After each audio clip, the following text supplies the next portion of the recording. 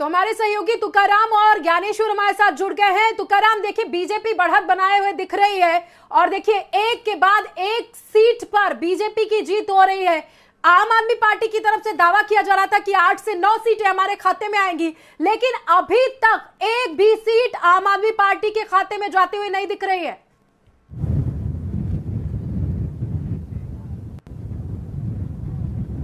जी सनम जी, मैं आपको बताना चाहूँगा कि जैसे कि कहते हैं कि नॉर्थ गोवा ये हमेशा बीजेपी का रहा है और साउथ गोवा हमेशा कांग्रेस का रहा है, लेकिन अभी देखा जाए तो वो सच लग रहा है, क्योंकि एक तरफ देखा जाए तो बीजेपी ने नॉर्थ में जो है 6 सीटें जीत चुके और साथ ही साथ उन्होंने साउथ में भी 6 सीट जो है वो जीत चुके हैं, लेकिन कांग्रेस का सिर्फ जो प्रेजेंस है वो सिर्फ साउथ गोवा में दिख रहा है, ना कि नॉर्थ गोवा में। नॉर्थ गोवा में अभी तो उन्होंने एक भी खाता जो है वो नहीं खोल पाए गए। इसके लिए ये कह सकते हैं कि पूरा नॉर्थ गोवा जो है बीजेपी में होने वाला है, क्योंकि यहाँ के एमपी भी जो थे वो भी बीजेपी से ही आते हैं और साउथ गोवा के एमपी भी कांग्रेस से आते हैं। तो अभी देखना ये होगा कि आने वाले समय में जैसे जैसे रिजल्ट बाहर आएंगे, बाकी की चीज़ें बाहर निकल के आने लगेगी, तब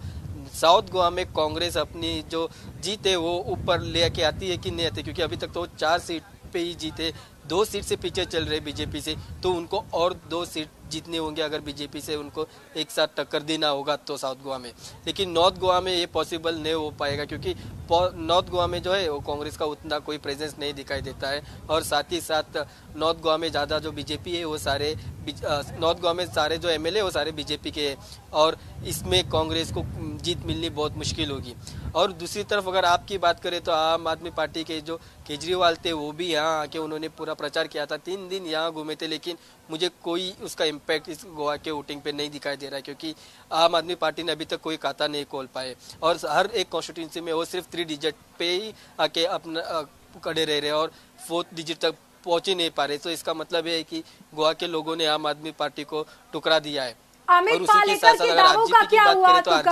अमित पालेकर के दावों का क्या हुआ? सारे दावे उनके हवा हवाई थे क्या? जिस तरीके से अमित पालेकर दावे कर रहे थे कि 8 से 9 सीटों पर हमारी पार्टी जीतने वाली है, सारे दावे जो है उनके हवा में दिख रहे हैं, अभी तक जीत तो उनको हासिल नहीं हुई है।